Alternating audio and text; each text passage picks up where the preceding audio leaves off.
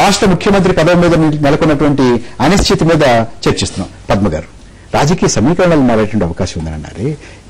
ఇటు వెళ్ళొచ్చు, ఇందాక కోదండం గారు అదే మాట్లాడుతున్నారు, ఇటు వెళ్ళొచ్చు అంటే మనం కరెక్ట్ గా ఊహించలేమండి, ఊహించి ఇప్పుడు చెప్పలేము. కానీ రాష్ట్రంలో రాజకీయాలు మారేటటువంటి పరిస్థితి ఉంది అనేటటువంటిది క్లియర్ గా ఉంది. ఎందుకంటే కాంగ్రెస్ లో ఇవాళ ఒక అంతర్గత సంక్షోభం ఉంది.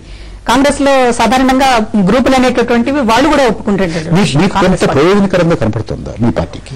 మాకు ప్రత్యేకించి ప్రయోజనకరం అనేటటువంటిది ఏముంటుంది? కాంగ్రెస్ పార్టీ సంక్షోభం నుంచి మాకు వచ్చే ప్రయోజనం ఒక పొత్తు పెట్టుకునేటువంటి పరిస్థితి, మీ మద్దతు తీసుకునేటటువంటి పరిస్థితి, ఏదైనా ఒక వర్గం గానీ ఒక శిబిరం గానీ మిమ్మల్ని అడిగి మీ ఏదో వచ్చేయకూడదు.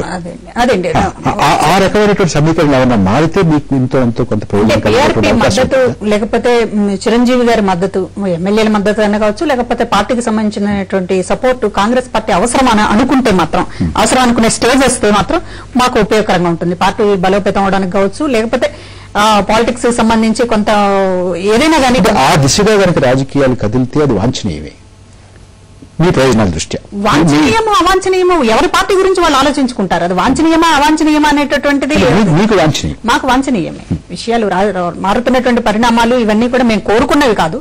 కానీ రాష్ట్రంలో మారుతున్నటువంటి సమీకరణలు మా పార్టీకి ఉపయోగకరంగా మలుచుకోవడానికి ఎప్పుడైనా కొంతమంది శాసనసభ్యులు మీ చేయి దాటిపోయి మీతో తెలియకుండా, మీ నాయకత్వానికి తెలియకుండా వెళ్లి ఎవరో ఒకరికి మద్దతు తెలిపే అవకాశం కూడా కనబడుతుంది. చిరంజీవి గారి మాటలు అది ధరించలేదు, పార్టీకి నష్టం. ఆ రకమైనటువంటి సూచన, ఆ రకమైనటువంటి ధ్వని చిరంజీవి గారి మాటలో కనపడలేదా? జగన్ సంబంధించే వారందరూ స్వార్థ ప్రయోజనాల కోసం సమర్థిస్తున్నారు.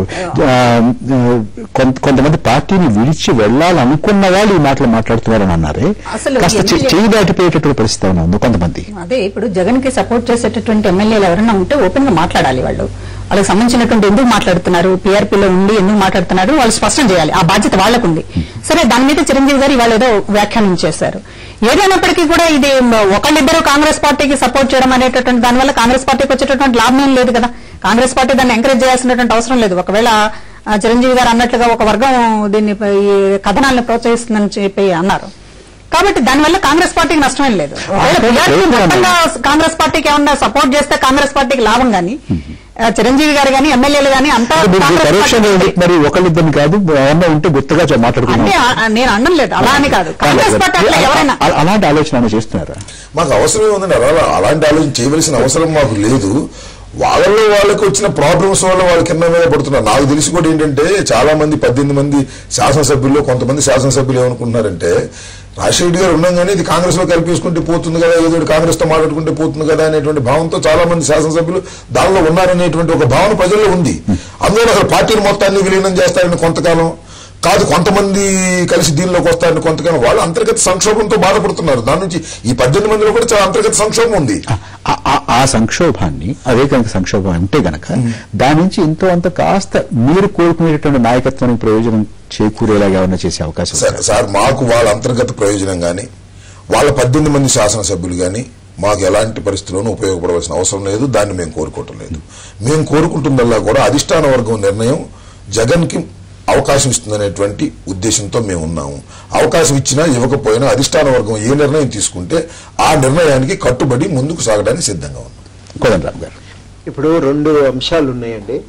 మొదటిది ఏమంటే వారే అన్నారు, అంటే ప్రాంతీయ శక్తులన్నింటినీ కూడా తట్టుకొని పార్టీని నిలబెట్టుకోగలిగినమని.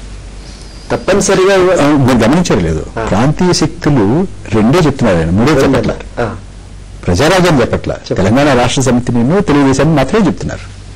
అది అంటే ఇప్పుడు తప్పనిసరిగా జరిగేది ఏమంటే ఈ 2 శక్తులను తట్టుకొని నిలబెడుతున్నామని వారు అనుకున్నప్పుడు తప్పనిసరిగా మిగతా శక్తులకు కూడా ఇప్పుడు తమకు ఒక ఊపిరి తీసుకునే అవకాశం ఉంటుంది. తప్పనిసరిగా కొంత రాజకీయంగా మాకు కొంత అవకాశాలు కలుగుతాయి అనుకున్నప్పుడు వాళ్ళు తమ పద్ధతిలో తాము పావులు కలిపే ప్రయత్నం చేస్తారు.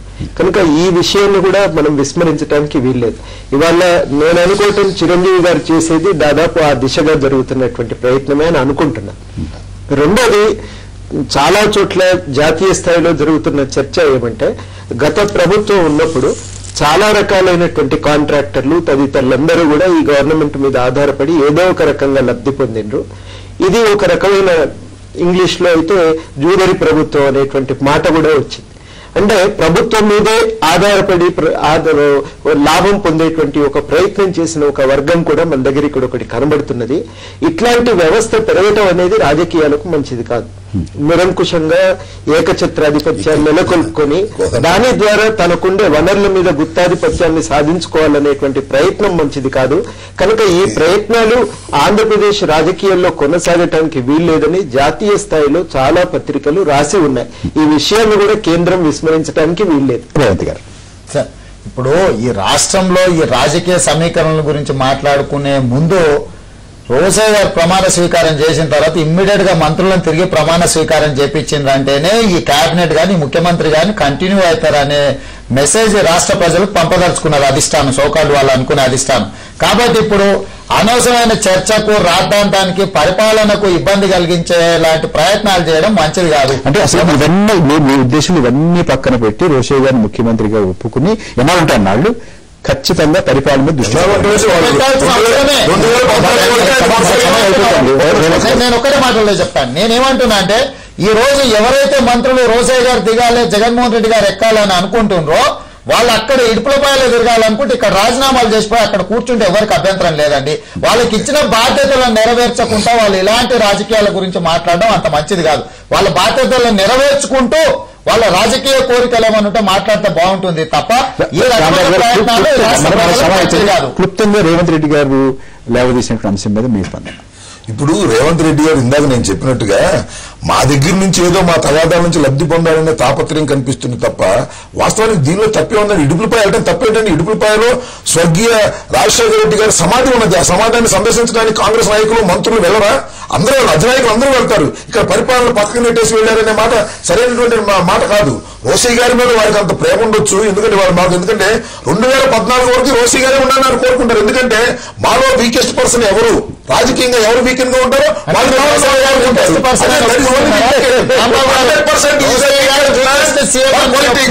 ముఖ్యమంత్రిగా సమర్థుడు, రాజకీయాల్లో అంత శక్తివంతుడు కాదు, ప్రజల అట్రాక్షన్ అంత శక్తివంతుడు కాదు.